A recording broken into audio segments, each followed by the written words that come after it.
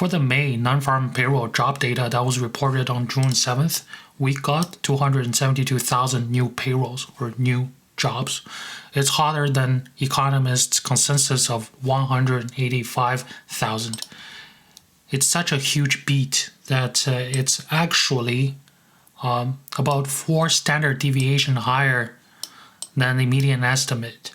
Right? So this chart shows you every data level that economists were expecting the data to be, and on the vertical axis you can see number of institutions that believe it's gonna be within that data range, right? So naturally we see a bell curve, and the actual release data about 270K is 4 standard deviation above the median estimate. But what's very interesting is that regardless of such a huge beat on the number of payrolls, the unemployment rate of the United States is actually increased from April to May from 3.9% now to 4%. So usually the two data should be opposite. When you have more jobs, you have less unemployment rate. But in this case, the unemployment rate also went up. So how is this even possible?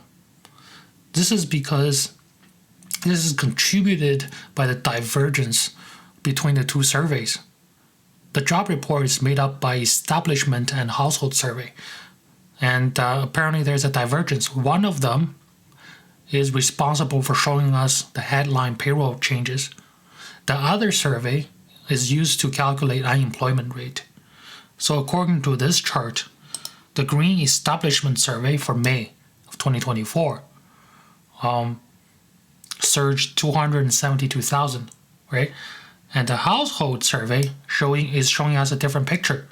It tumbled 408,000 compared to April. So what's the difference between the surveys? So one of the survey is taking on the perspective of the employers. The other survey is taking on the perspective of the job takers or the employees. So when there is more multiple job takers, or meaning that a person with multiple jobs, more than one job, when there's more of those people in the economy, there will be a noticeable gap or difference between the two survey results, right? Because on the establishment survey, a person with 2 jobs is considered 2 payrolls. And in the household survey, a person with 2 jobs is considered 1 working person, right? So once there is start to build up a gap or divergence between the two surveys, you're going to start to see that unemployment rate can also rise while there appears to be more payrolls, because this is a result of having multi-job takers. And right now, if we look at this chart, it shows you cumulatively since the beginning of the pandemic, which is beginning of 2020. If we compare the green establishment survey versus the red household survey, there is a cumulative gap of 9 million, right? 9 million gap. So what does that mean? That means that according to non-farm payroll data since the beginning of pandemic, America have 9 million more jobs than the number of workers. And another interesting thing to observe is that for the household survey, the curve down below, it has not made a new high since late 2023. And another interesting thing is that there has been a huge part-time job growth and a full-time job shrink. So if you look at the chart below, right, this chart shows you the cumulative change in the blue part-time jobs and the brown full-time jobs since March 2023, which is about a year from now, right? And it's a cumulative change. The unit is in 1,000. So as you can see, there has been a decrease of full-time jobs by about 1.2 million, and a increase of part-time jobs by 1.3 million, right? Since a year ago. So why is this happening? Right?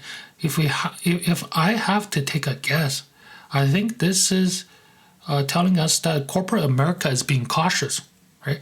As the inflation has been so high, right? But the inflation is more of a problem for a year or two ago.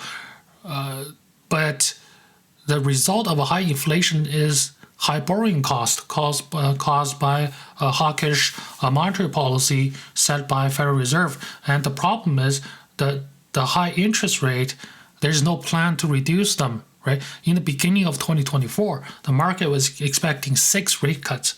And slowly we had 4 rate cuts expectation, and then 2, and then right now there's only 1 rate cut, like by 25 basis points this year, right? So it appears that the Federal Reserve is going to hold the rate up higher for longer, and which means that for corporate America, especially the mid-sized and small-sized companies who are susceptible for the damage caused by the high borrowing costs, they're going to suffer longer. So as a result, they're going to take a more defensive stance. And as we can see here, they're doing that by trying to cut labor costs or de-risk on their labor cost. So how are they doing that? They're doing that by offering more part-time jobs instead of full-time jobs. That way, they don't have to commit fully to their employees, and it allows them to adjust more easily to the economic changes. Because, right, for a full-time employee, it's a lot harder to lay them off compared to a part-time employee.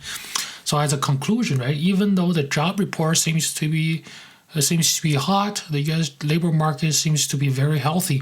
But if you look deeper into the report, it's probably showing it appears to be showing some potential underlying problem within the corporate America as a result of hawkish Federal Reserve monetary policy.